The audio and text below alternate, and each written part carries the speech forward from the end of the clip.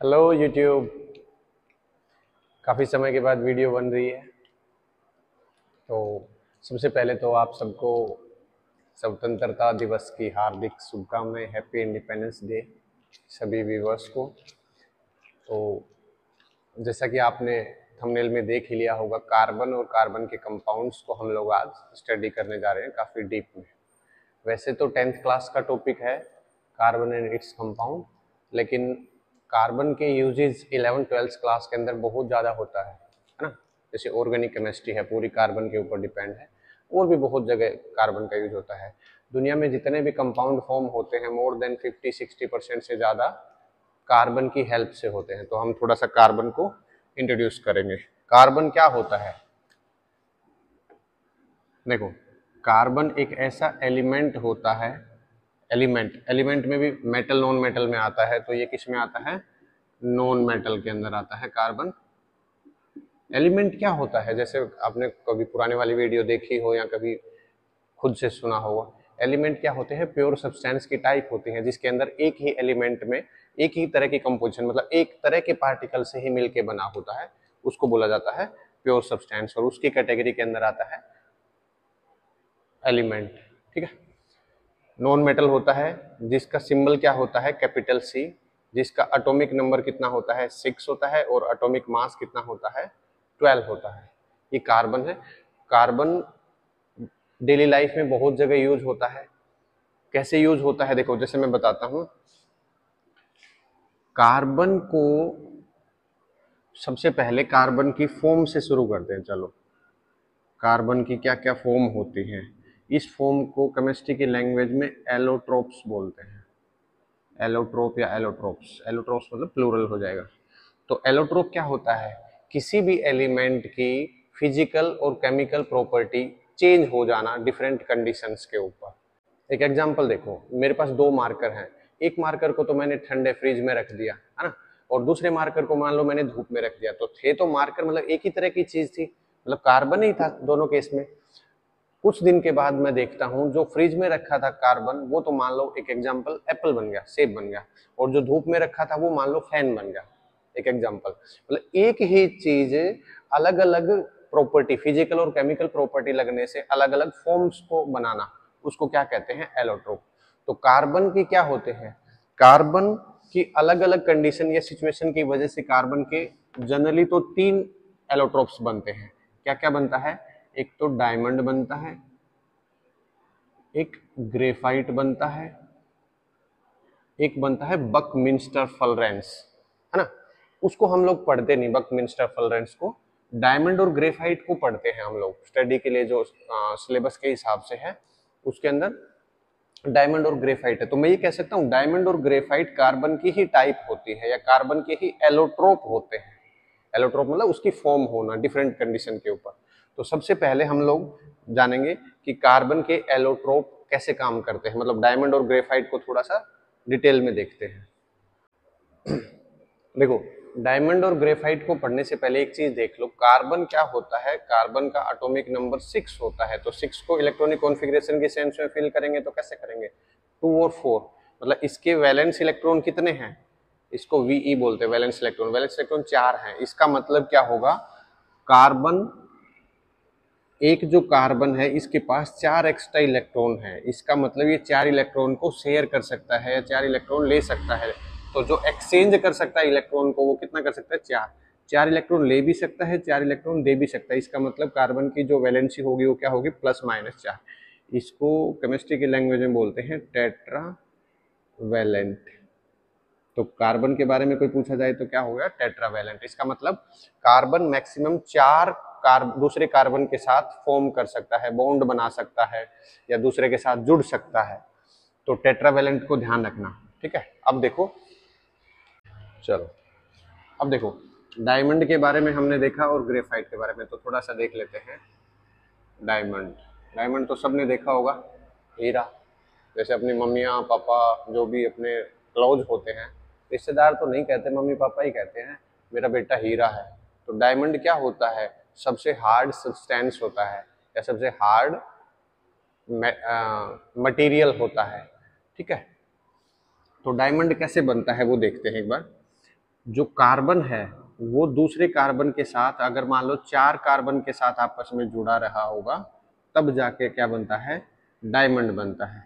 दूसरी बात मैं कह दूं, 4 कार्बन अटैच रहे हों, ठीक है। दूसरी बात इसके अंदर 3D स्ट्रक्चर बनता है, 3D स्ट्रक्चर बनता है, ठीक है। ये सबसे हार्डेस्ट होता है, ठीक है। और डायमंड का यूज कहाँ होता है, डायमंड का यूज ज्वेलरी के अंदर होता है, ज्वेलरी जो आप बोलना चाहो, ज्वेलरी के अंदर होता है। एक जो मेटल्स की कटिंग करने के लिए, मेटल्स की कटिंग करने के लिए भी डायमंड का यूज करते हैं। कई जगह देखा है हॉस्पिटल वगैरह में मेडिकल इक्विपमेंट्स वगैरह होते हैं, उनके अंदर भी डायमंड का यूज होता है। एक होता है ग्रेफाइट। ग्रेफाइट कहाँ कहाँ यूज होता है, देखो पेपर में डायरेक्ट ऐसे क्वेश्चन आएगा, डिफरेंशिएट डायमंड एंड ग्रेफाइट, या what do you mean bye allotrope. इससे पहले बताया था मैंने एलोट्रोप क्या होता है, तो what do you mean by an allotrope and write the allotropes of carbon, या differentiate the allotropes of carbon. तो डायमंड और ग्रेफाइट के बीच में सारी की सारी प्रॉपर्टी पता होनी चाहिए। तो यहाँ पर 4 कार्बन से मिलकर डायमंड बनता है, तो ग्रेफाइट कितने कार्बन से बनता है, 3 कार्बन से। यहाँ पर 3D स्ट्रक्चर होता है, यहाँ पर क्या होता है, 2D स्ट्रक्चर होता है। ये हार्डेस्ट नहीं होता, ये स्लिपरी होता है। स्लिपरी मतलब थोड़ा चिकना, है ना। ये ज्वेलरी के अंदर जैसे मैंने यूज बताया, ग्रेफाइट का यूज कहाँ होता है, ग्रेफाइट पेंसिल देखा हो आपने, पेंसिल के अंदर जो डक बोलते हैं हम लोग, जिससे पेंसिल चलता है, वो होता है। एक ये ऑयल एंड लुब्रिकेंट के अंदर यूज होता है, क्यों, क्योंकि इसका नेचर कैसा होता है, स्लिपरी होता है, चिकना होता है। तो ऑयल एंड लुब्रिकेंट,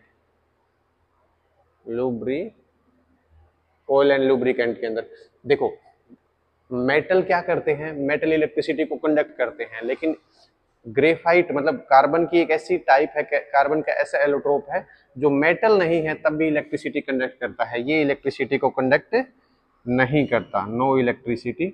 और यहाँ पर क्या हो जाएगा, इलेक्ट्रिसिटी को कंडक्ट करता है। तो ये कुछ 2-4 मैंने इसमें डिफ्रेंशिएट करके बताया है, चाहो तो नोट डाउन कर लो, काफी इंपॉर्टेंट है, क्वेश्चन पूछा जाएगा बोर्ड वगैरह में, कई बार पूछा जाता है। देखो एक नई बात कभी कभी पूछ लिया जाएगा, जो कार्बन होता है वो वर्सेटाइल नेचर का होता है। वर्सेटाइल नेचर क्या होता है, वर्सेटाइल जैसे मैं बोलता हूँ, I am the versatile person, I am going to show you the versatility of myself, मैं अपनी वर्सेटिलिटी आपको दिखाने वाला हूँ, है ना।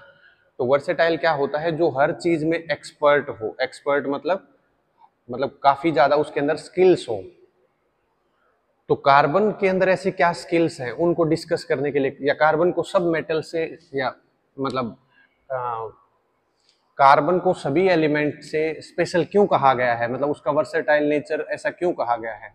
तो जो सबसे ज्यादा मेन पॉइंट है वो ये है, एक तो कार्बन की टेट्रावैलेंसी, या जो कार्बन होता है वो टेट्रावैलेंट होता है ना। टेट्रावैलेंसी मतलब 4 कार्बन के साथ जुड़ने की, या 4 बॉन्ड फॉर्म करने की इसके पास 4 बॉन्ड बनाने की इसकी कैपेसिटी है, या मतलब इसकी स्किल है। दूसरी बात, कार्बन क्या करता है, कैटिनेशन प्रॉपर्टी को दिखाता है। कैटिनेशन क्या होता है, एक दूसरे से लॉन्ग चेन की फॉर्मेशन करना, लॉन्ग चेन फॉर्मेशन, है ना। जैसे carbon carbon carbon carbon carbon ऐसे जुड़ते चलेंगे, तो ये प्रॉपर्टी जो होती है वो कैटिनेशन होती है, long long chain formation form करता है, वो टेट्रावैलेंट होता है। ये प्रॉपर्टी, 2 प्रॉपर्टी की वजह से कार्बन को हम लोग बोलते हैं वर्सेटाइल।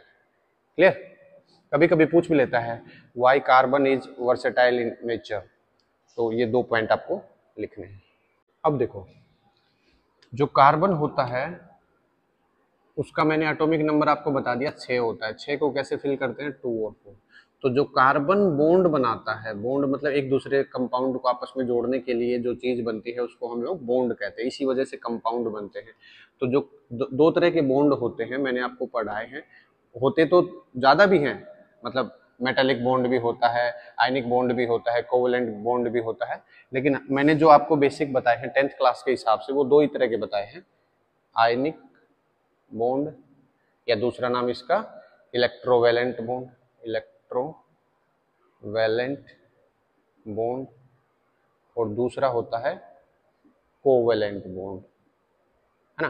तो जो कार्बन फॉर्म करता है वो कौन सा करता है, कोवेलेंट। क्यों, क्योंकि जो कार्बन होता है वो इलेक्ट्रॉन की शेयरिंग करता है, इलेक्ट्रॉन को देता भी है और लेता भी है। जैसे सबसे सिंपल एग्जांपल अगर कार्बन के बारे में समझना है या इसके कोवेलेंट बॉन्ड के बारे में समझना है तो सबसे सिंपल हम लोग सीखेंगे मीथेन से।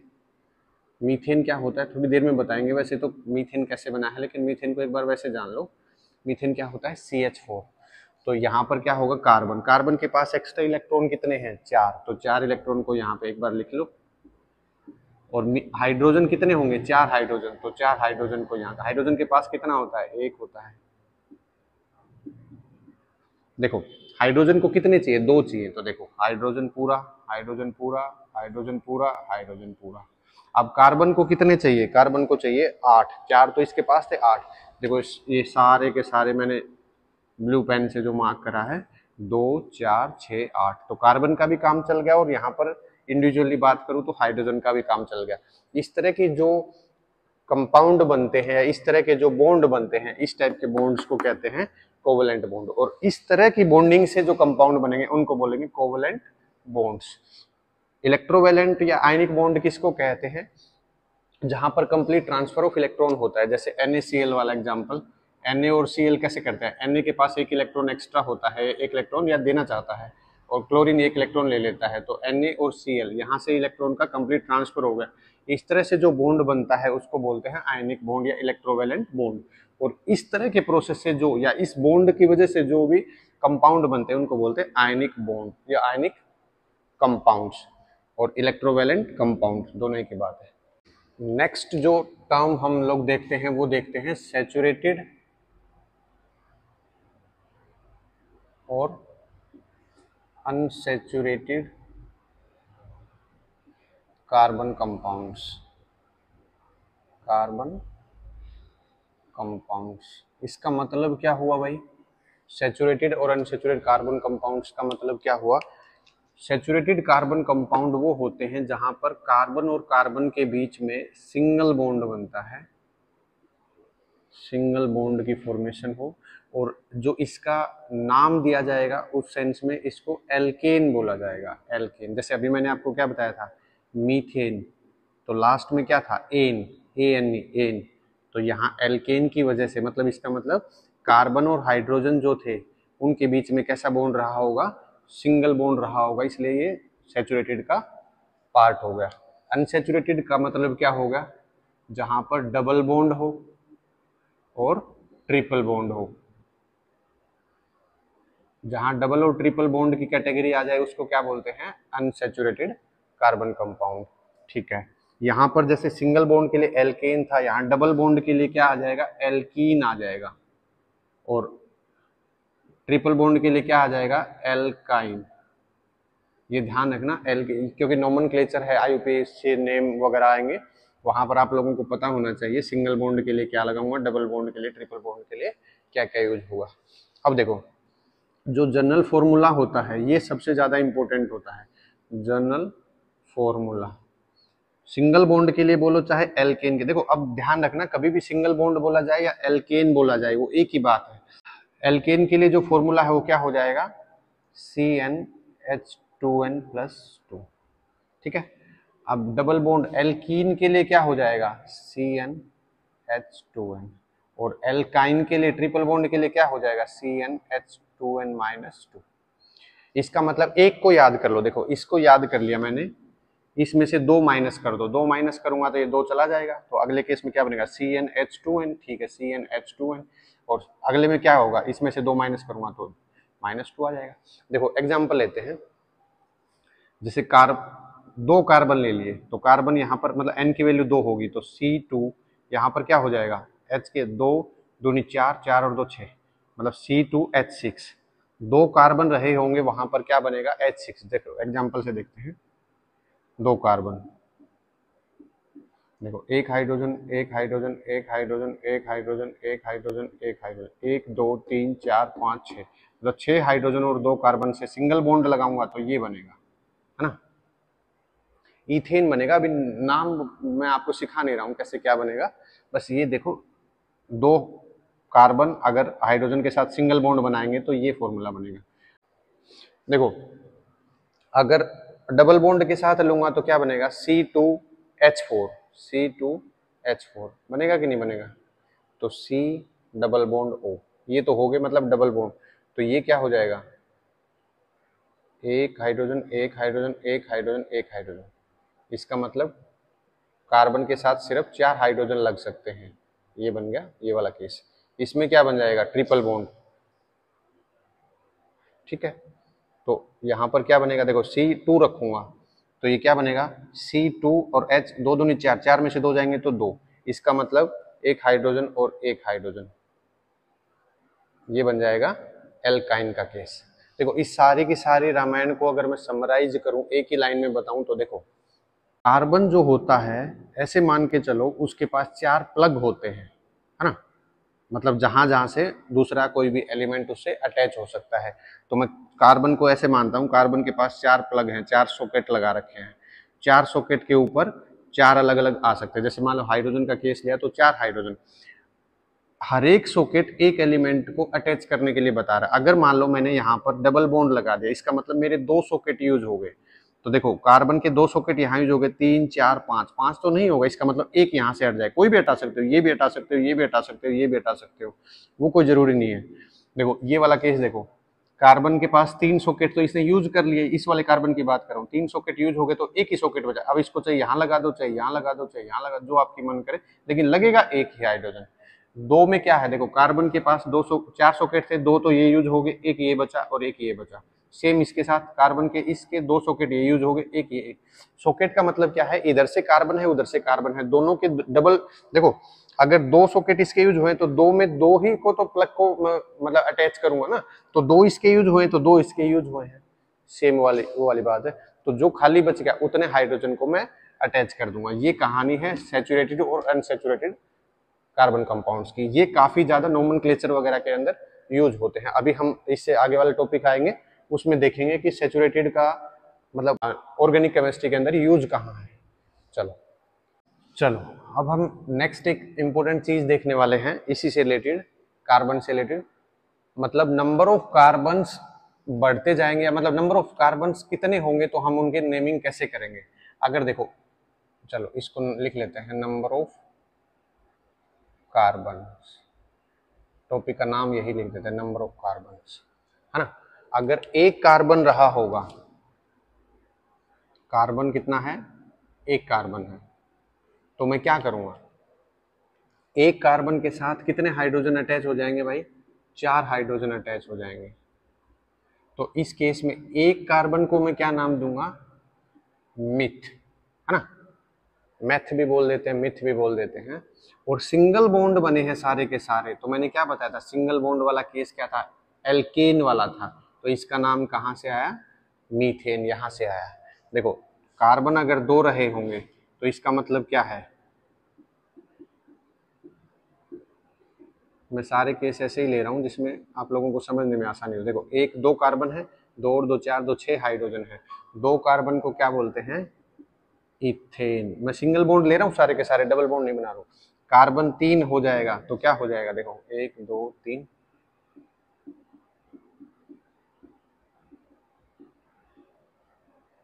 ठीक है, 3 कार्बन से क्या बनेगा, प्रोपेन, है ना। तो कोई पूछ ले प्रोपेन का फॉर्मूला या प्रोपेन होता क्या है, तो तुम्हें प्रोपेन से मतलब प्रोप से क्या सीखना है, ये देखना कि 3 कार्बन रहे हुए, और एन का मतलब क्या है, एल्केन ग्रुप है, एल्केन का मतलब क्या है, सारे के सारे सिंगल बॉन्ड रहे होंगे, तो ये समझने में आसान हो जाएगा। ठीक है, ऐसे ही अगर कार्बन 4, यहाँ पर 4 कार्बन रहे होंगे तो उसका क्या नाम होता है, ब्यूटेन।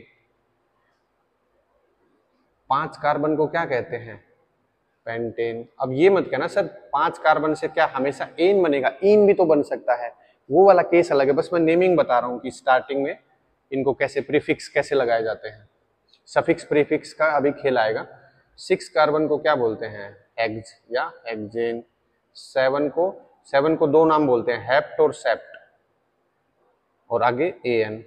8 को क्या बोलते हैं, ओक्ट, OCT, अक्टूबर वाला, ओक्टेन। 9 को नैनो और 10 को डेका, है ना। तो अब देखो अगर यही केस मान लो जैसे इथेन है, अगर सिंगल बॉन्ड ले लिया तो ठीक है, अगर डबल बॉन्ड ले लिया होता तो क्या करता, देखो डबल बॉन्ड ले लिया, दो सॉकेट तो ये यूज हो गए और दो ये, दो इसके दो सॉकेट ये यूज हो गए, दो ये हो गए, ठीक है। इसका मतलब क्या है, कार्बन कितने हैं, दो, तो इसका मतलब इथ तो लगेगा, और डबल बॉन्ड है तो क्या लगेगा, इन, तो इथीन बन गया।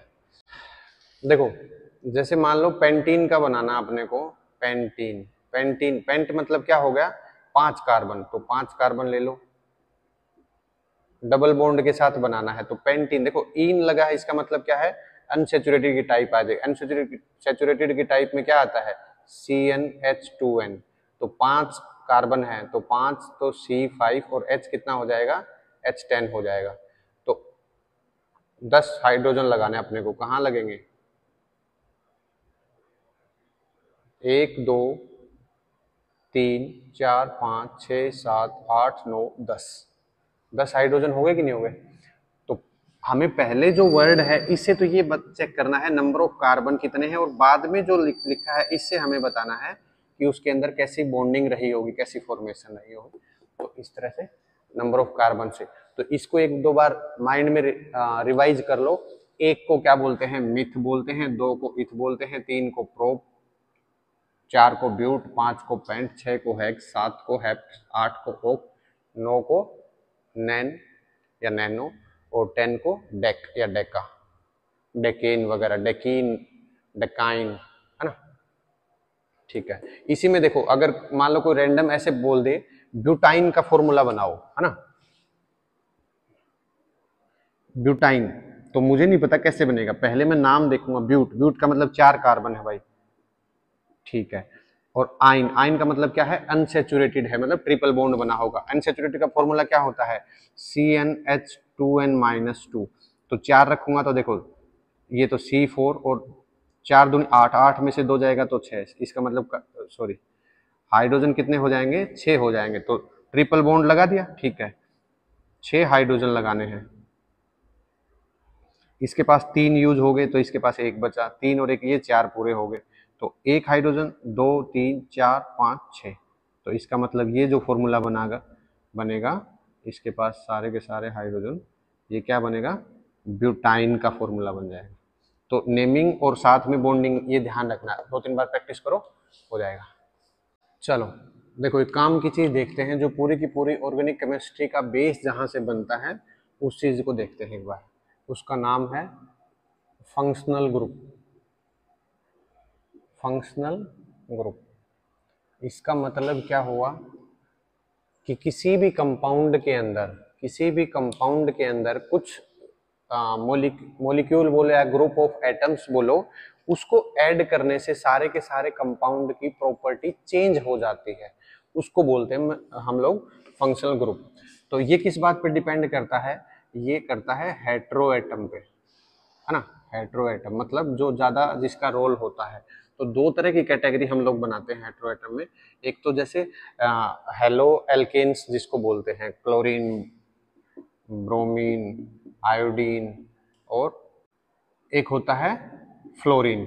तो ये सारे के सारे किसी भी चीज के साथ जुड़ जाते हैं तो उसका प्रॉपर्टी बदल देते हैं। दूसरा जो हेटेरो एटम का रोल प्ले करता है वो क्या करता है, ऑक्सीजन। तो ऑक्सीजन जहां भी यूज होता है उससे कैसे कैसे चेंज होते हैं वो चीज अभी हम लोग देखेंगे। तो देखो अगर ये लगते हैं तो ये कैसे लगते हैं, जैसे क्लोरीन लगेगा तो ये किसी के साथ ऐसे, जो कार्बन का एक सॉकेट बताया था उसमें ये हो जाएगा, जैसे ये है, यहाँ पर हाइड्रोजन है, इसकी जगह पे क्या लग जाएगा, क्लोरीन लग जाएगा, फ्लोरीन लग जाएगा, ब्रोमीन लग जाएगा, मतलब आयोडीन लग जाएगा, ठीक है। ऑक्सीजन वगैरह से जो यूज हो के बनता है वो सबसे पहले, देखो इंपॉर्टेंट यही ज्यादा है, इसमें जो सबसे पहले फंक्शनल ग्रुप बनता है वो बनता है एल्कोहल वाला, है ना, पीने वाला जो अल्कोहल होता है दारू, उसमें एल्कोहल ग्रुप का जो मतलब फॉर्मूला होता है वो क्या होता है, OH, ठीक है। दूसरा होता है एल्डिहाइड्स, एल्डिहाइड का क्या हो जाएगा, CHO। तीसरा होता है कीटोन, कीटोन का क्या हो जाएगा, कीटोन के अंदर कभी ये लिखा होगा C डबल बॉन्ड O और यहाँ पर H, ठीक है। और चौथा होता है carboxylic acid, carboxylic acid. Carboxylic acid क्या होता है? COOH। ये ध्यान रहे, ठीक है, क्लियर।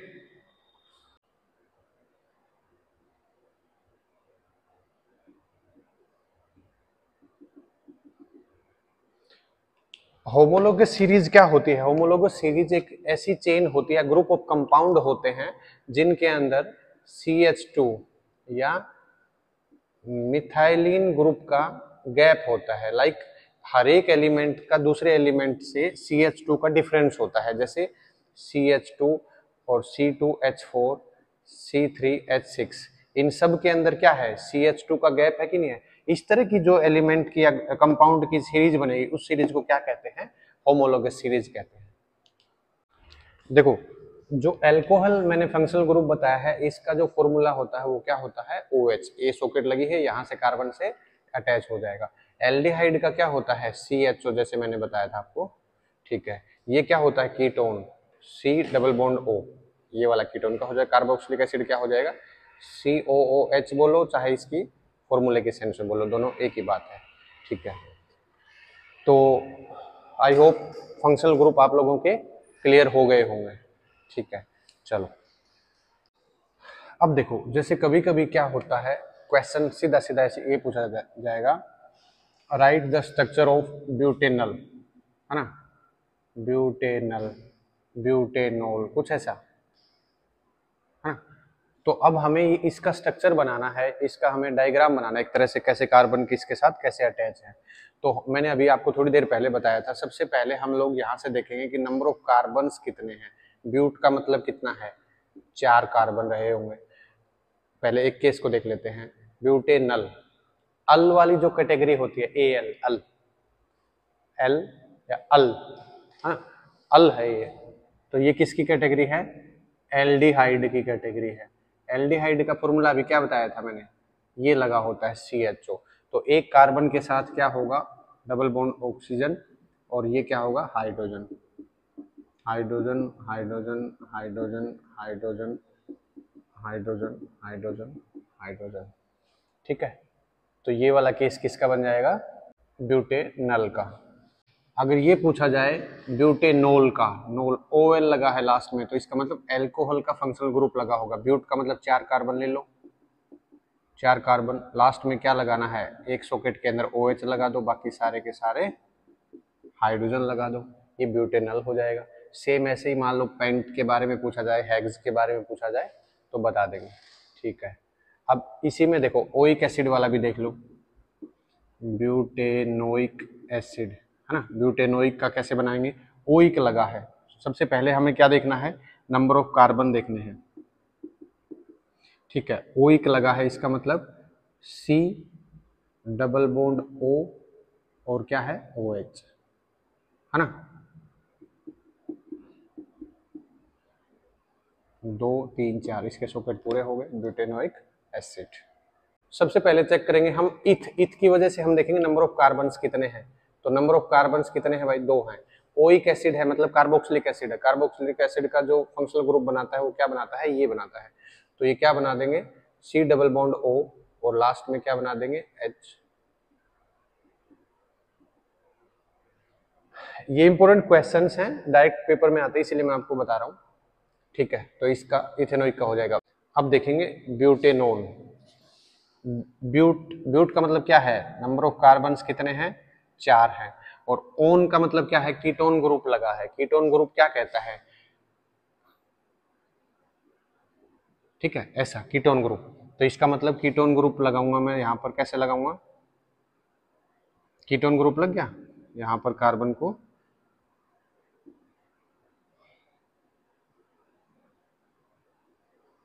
इसके लिए 2 और 2 4, इसके लिए 1 4, ये क्या होगा? 4 कार्बन है और ओन मतलब कीटोन ग्रुप लगा दिया मैंने यहाँ पर बीच में, ठीक है। हेक्सेनल, देखो हेक्स का मतलब क्या है? 6, और अल का मतलब क्या है? एल्डिहाइड है। तो 6 कार्बन कहाँ लूं? 1 2 3 4 5 6, 6 कार्बन। अल, एल्डिहाइड का जो फंक्शनल ग्रुप क्या कहता है? CHO। तो CHO को कैसे लगाऊंगा? C डबल बॉन्ड O और लास्ट में H, कार्बन को वैलेंसी मतलब हाइड्रोजन लगा के पूरे कर सकते हैं। देखो ब्रोमोपेंटेन, ब्रोमो का मतलब क्या है, कोई हेलोजन ग्रुप लगाया है इसके साथ, ब्रोमीन का लगाया है। पेंटेन, देखो सिर्फ इतना करना होता पेंटेन वाला या पेंटेन वाला, पेंटाइन वाला, तो इसका मतलब हम क्या देखते हैं, सबसे पहले नंबर ऑफ कार्बन देखते हैं। जैसे इन केसेस में देखा पेंटेन, पेंटेन का मतलब क्या हो जाएगा, पेंटेन का मतलब 5 कार्बन, और एन का मतलब सिंगल बॉन्ड है, और ब्रोमो मतलब फंक्शनल ग्रुप लगा होगा, कहाँ लगा दूंगा मैं, सबसे लास्ट में, और इसके बाद कार्बन को ये ब्रोमो पेंटेन हो। तो इनको थोड़ा सा नोट डाउन करके रखना, इनकी नोमेनक्लेचर के अंदर स्ट्रक्चर पूछा जाता है। क्लियर, चलो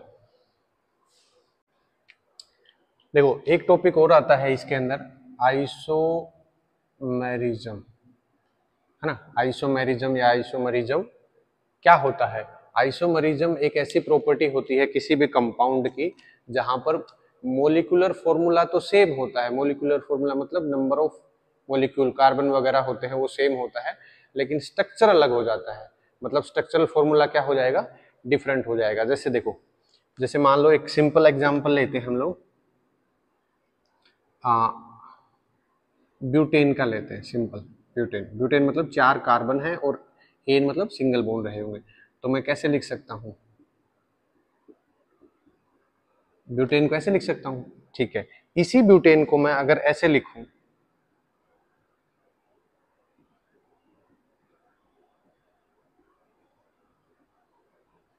इस ब्यूटेन को ऐसे लिख सकता हूं, लिख सकते हैं भाई। तो देखो ये और ये चीज, नंबर ऑफ कार्बन यहां भी 4 है, यहां भी 4 है, इसका और इसका स्ट्रक्चर अलग हो गया। इसको देखो दूसरे सेंस में ऐसे भी लिख सकता हूं, बोलो, ऐसे भी लिख सकता हूं, इसका मतलब स्ट्रक्चर अलग हो जाते हैं। तो ये क्या होता है, ये ब्यूटेन के आइसोमर्स बन गए हैं, ब्यूटेन के क्या बन गए, आइसोमर्स। और इस प्रॉपर्टी को क्या कहते हैं, आइसोमेरिज्म या आइसोमेरिज्म, जो आपको कंफर्टेबल लगे या जो आपको सुटेबल लगे वो आप यूज कर सकते हो। तो आइसोमर्स क्या होते हैं, एक ही तरह की चीज होती है, उसको अलग अलग तरीके से हम लोग लिख सकते हैं, और इस प्रॉपर्टी को क्या कहते हैं, आइसोमेरिज्म्स। तो आज की वीडियो में हम लोगों ने कार्बन्स के बेसिक इंट्रोडक्शन देखा है, कार्बन के कंपाउंड्स कैसे कैसे फॉर्म होते हैं, कार्बन की जो प्रॉपर्टी रहेंगी उन प्रॉपर्टी को, मतलब केमिकल रिएक्शंस वगैरह को, उन प्रॉपर्टीज को हम लोग नेक्स्ट वीडियो में देखेंगे। तो उस दूसरी वाली जो वीडियो रहेगी उसमें नोमेनक्लेचर को भी देखेंगे, कुछ नोमेनक्लेचर के अच्छे अच्छे क्वेश्चंस देखेंगे। तो आई होप आज की वीडियो में इतना ही रखते हैं। जो लोग चैनल पे फर्स्ट टाइम आए थे, चैनल को अब लाइक शेयर सब्सक्राइब करते चलो और बने रहिए, वीडियो बहुत अच्छी अच्छी इन्फॉर्मेशन वाली आती रहेंगी। थोड़े दिन में क्रैश कोर्स भी लॉन्च करेंगे ना, मिड टर्म के एग्जाम्स आएंगे अक्टूबर के आसपास, उससे पहले आप सबको सारा का सारा क्रैश कोर्स, मतलब मोर देन 60 to 70% आपको सिलेबस हर सब्जेक्ट का यहाँ पर मिल जाएगा। चलो आज के लिए इतना ही, थैंक यू।